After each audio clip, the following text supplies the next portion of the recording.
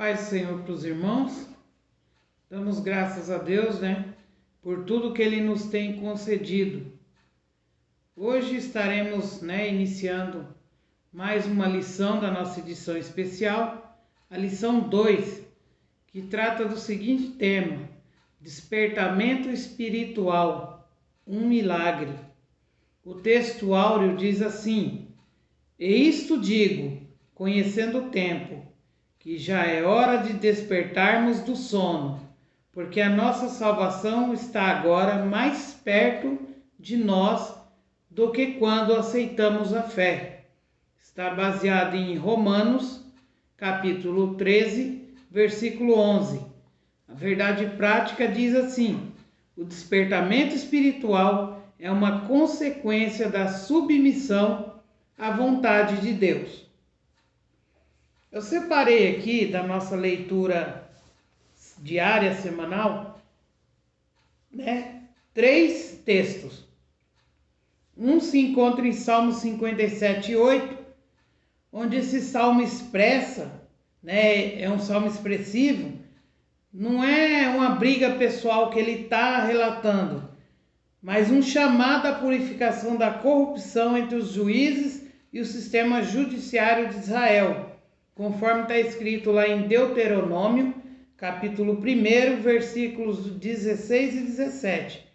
Numa parte do versículo, do verso 8, fala assim: glória minha.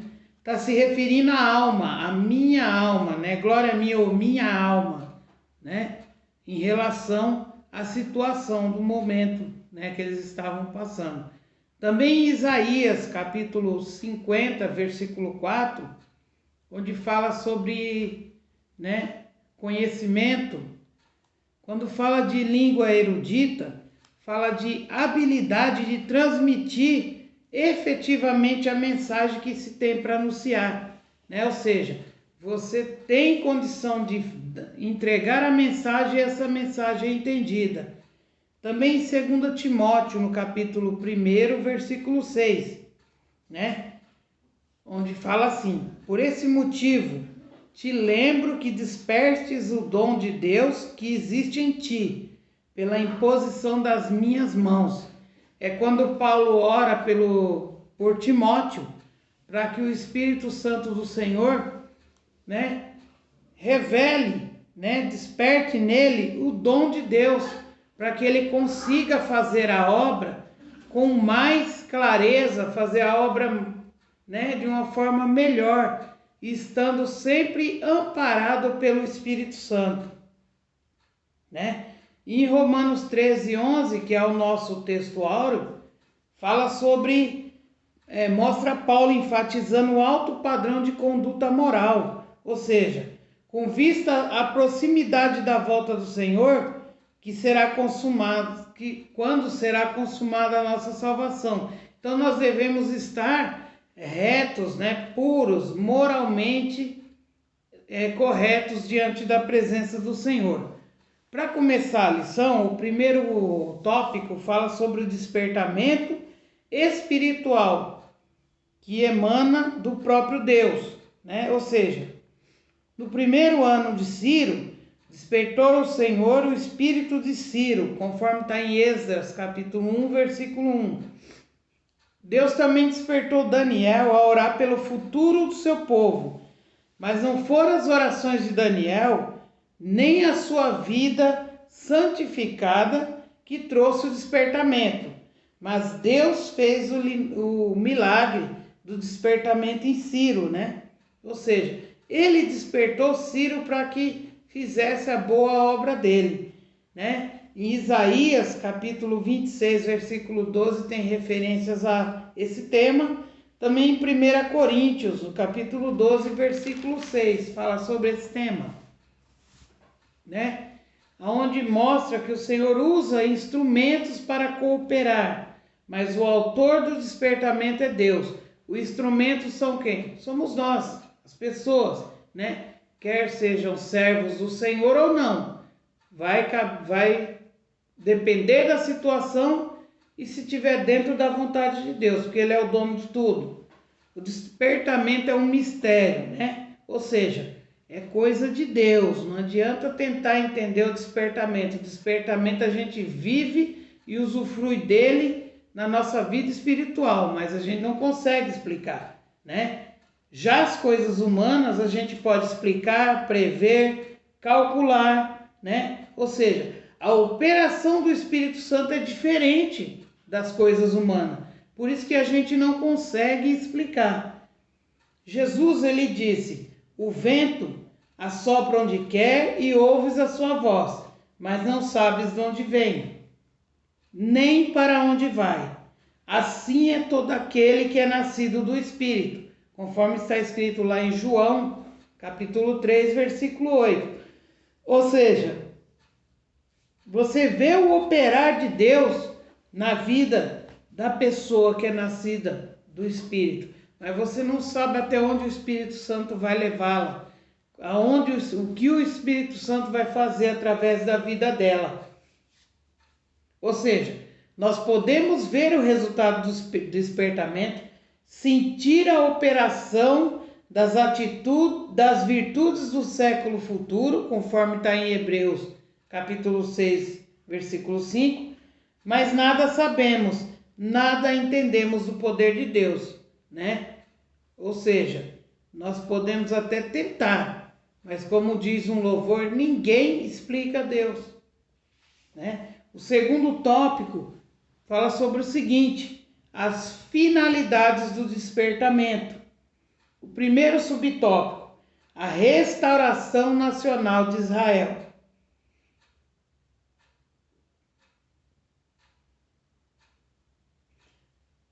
Deus, quando quer realizar seus propósitos, induz a sua vontade no espírito do homem. Assim, ele fez com Ciro. Embora rei de uma nação idólatra, foi despertado por Deus, que induziu a sua vontade no espírito dele. Ou seja, Deus propôs, Deus colocou no coração de Ciro que ele agisse daquela forma, né?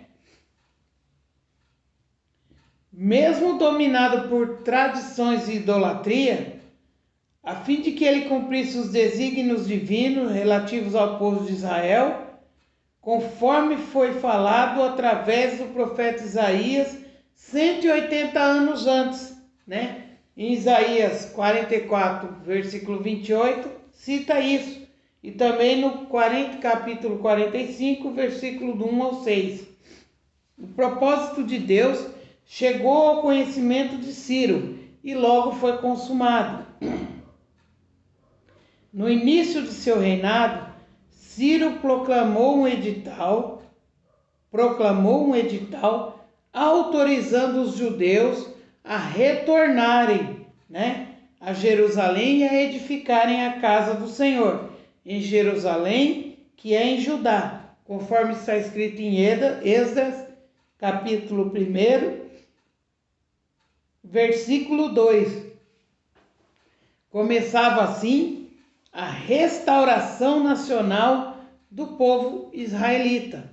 Ou seja, Deus usou Ciro, e Ciro deu lugar ao Senhor para que fosse usado, e através de Ciro houve-se a ordem, né, para que o povo de Israel, se assim quisesse, pudesse voltar à sua terra, reconstruir Jerusalém, reconstruir a casa do Senhor, né?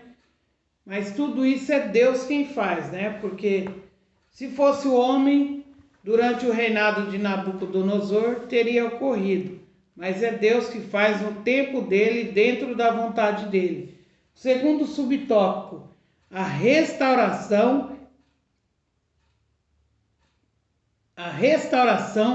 espiritual de Israel. Deus quer usar o homem como seu instrumento. Só são usados aqueles que cooperam com Deus, que seguem a orientação divina por livre-arbítrio.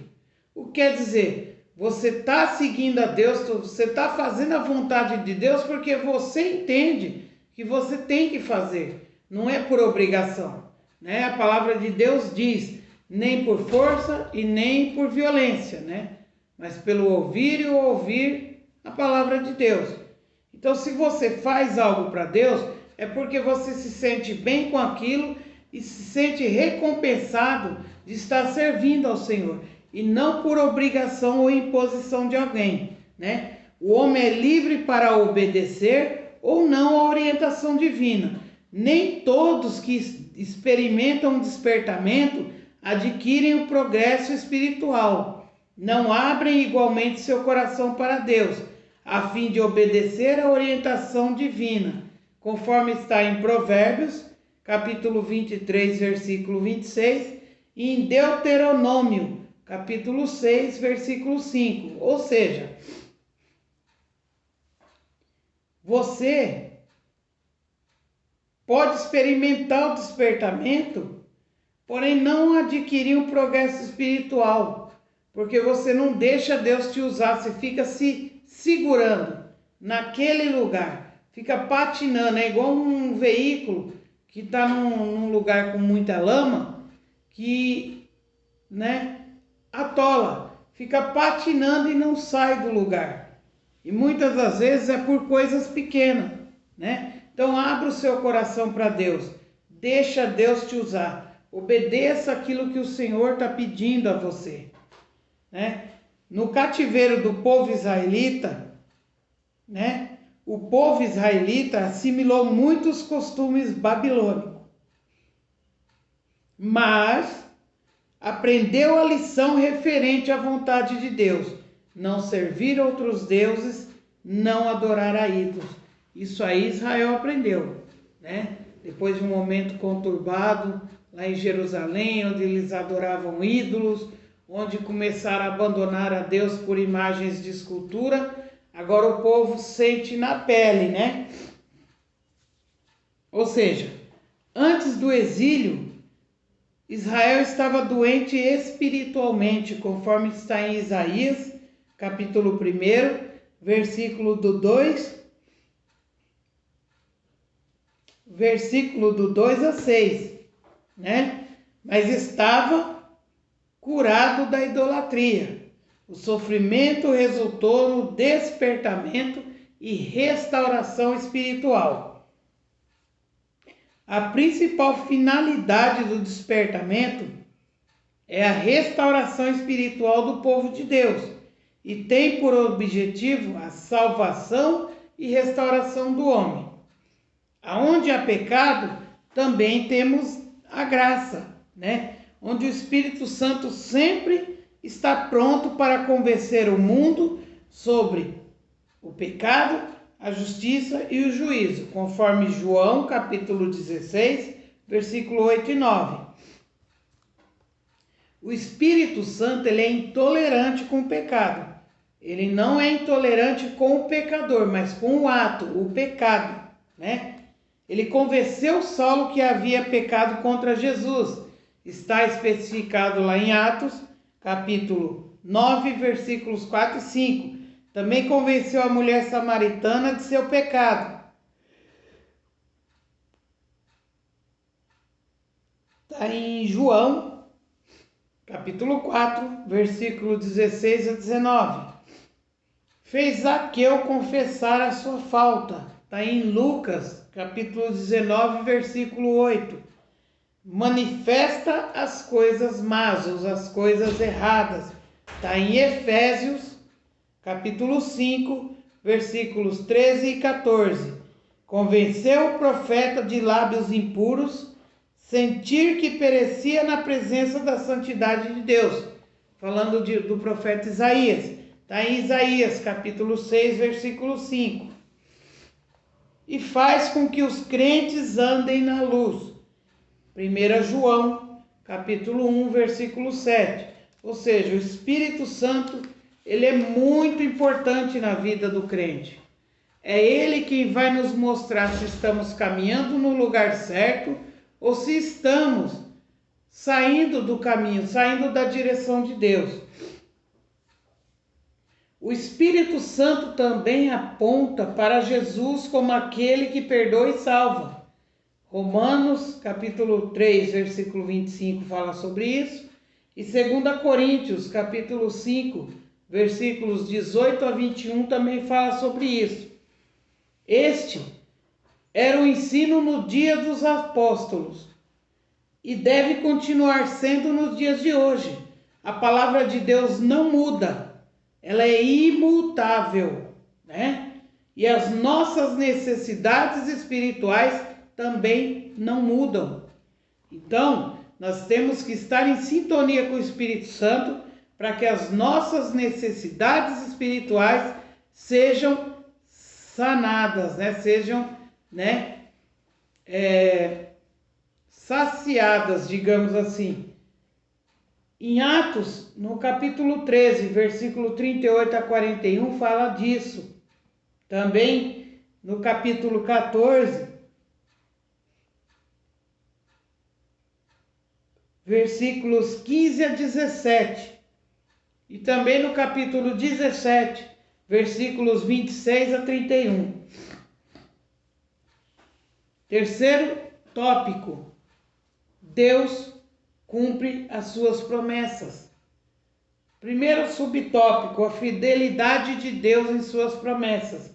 Pelo despertamento que Ciro recebeu, Deus cumpriu a sua palavra, o retorno de Judá à sua terra, conforme proferiu o profeta Jeremias, né? Profetizou no capítulo 27, versículo 22 de Jeremias. A derrota babilônica diante do exército medo-persa sob comando de Ciro. Jeremias, capítulo 25, versículo 12. Também Isaías, capítulo 44, versículo 28. E Isaías, capítulo 45, versículos do 2 a 6. O segundo subtópico: Deus renova suas promessas de bênção. Em cada departamento, Deus vivifica e renova as promessas de bênçãos ao seu povo. O Espírito Santo revela as riquezas escondidas em Cristo, né? Riquezas de glória que Cristo ganhou na cruz para dar àqueles que o servem. Em Romanos, capítulo 9, versículo 23, fala sobre isso. Também em Efésios, capítulo 1, versículo 18. E Efésios, capítulo 2, versículo 7. O batismo no Espírito Santo é uma bênção que faz parte da nova vida em Cristo, conforme está escrito em Atos, capítulo 2, versículo 38, e em Hebreus, né? No capítulo 6, versículo do 1 ao 3. O despertamento que operava no tempo dos apóstolos, né?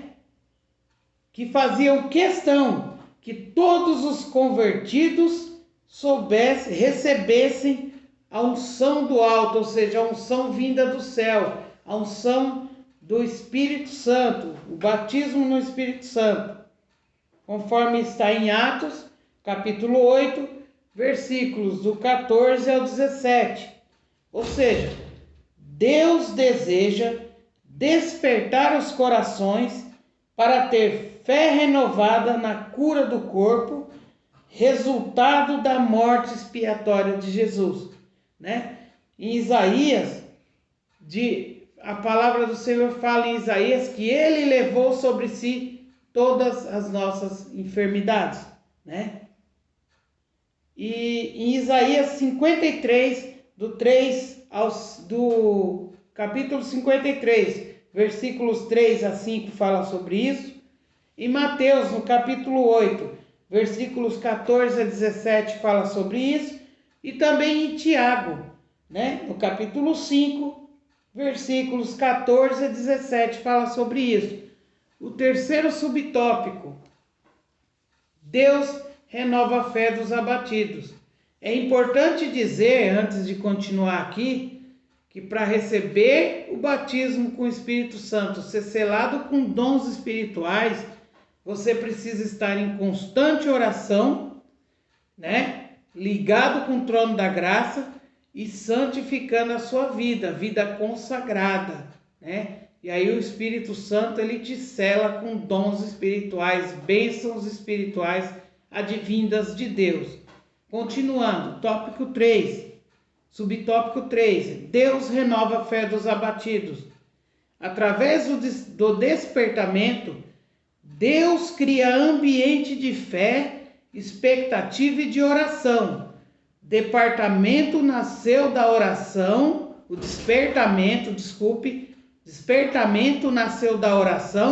e só progride se a chama da oração continuar acesa, né? Ou seja, você tem que orar sem cessar. Orai sem cessar. No Antigo Testamento, o fogo no altar não podia apagar. Em Êxodo capítulo 30, versículos 7 e 8, fala sobre isso. Deus quer que o fogo do Espírito Santo não se apague em nossos corações, como no dia do Pentecoste. Isso só se consegue através da oração incessante por cada um de nós.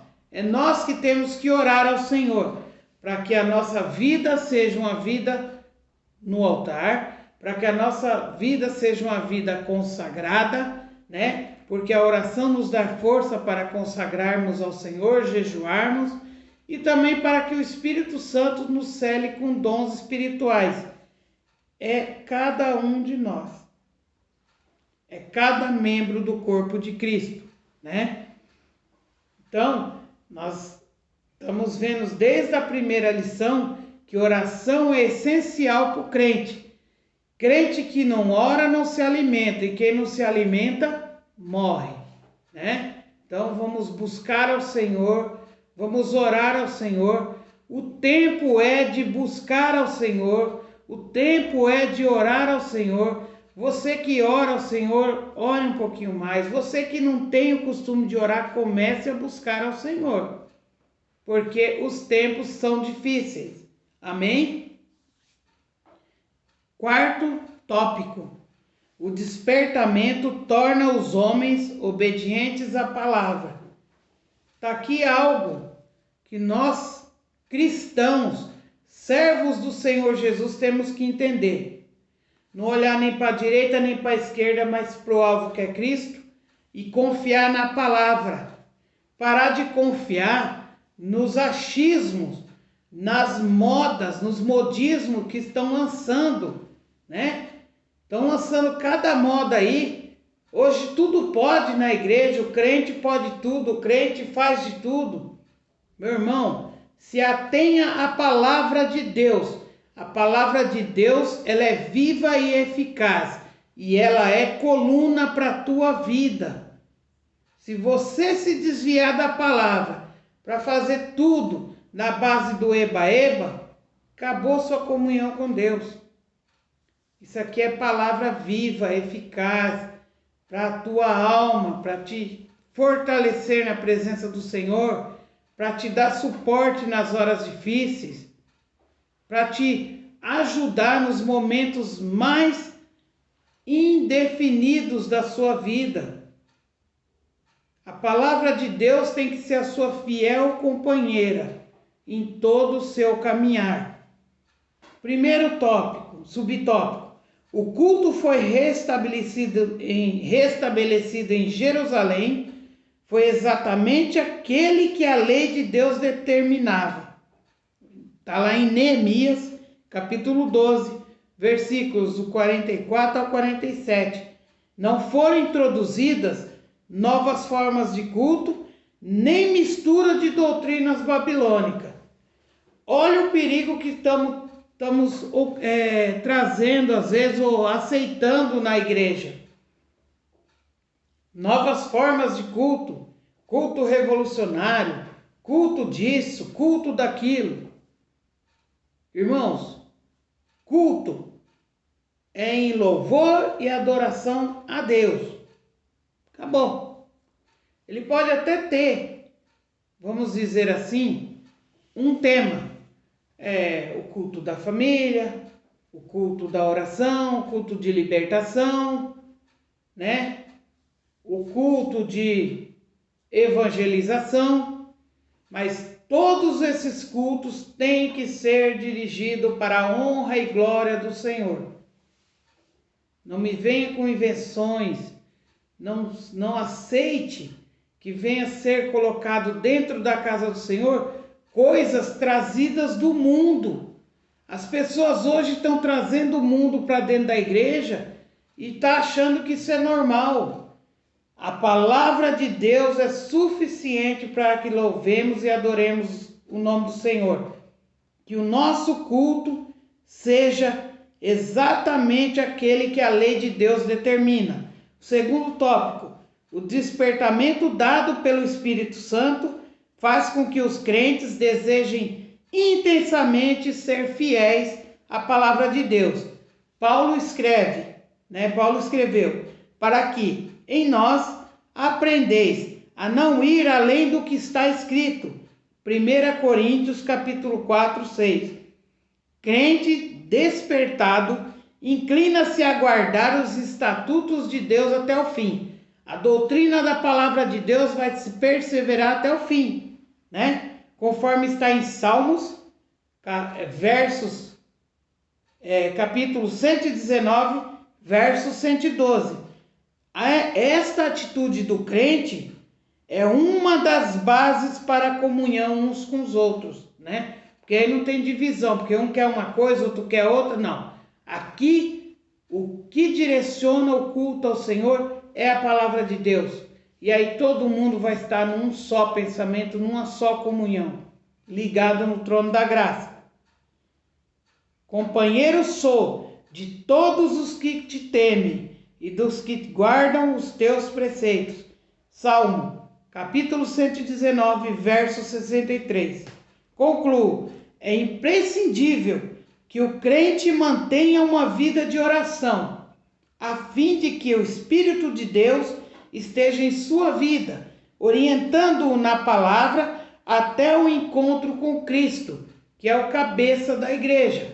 Que possamos estar dentro da palavra de Deus, né? Ora vem Senhor Jesus e nos encontre dentro da vontade e da palavra de Deus. Deus em Cristo Jesus vos abençoe. Fiquem todos na paz do Senhor Jesus.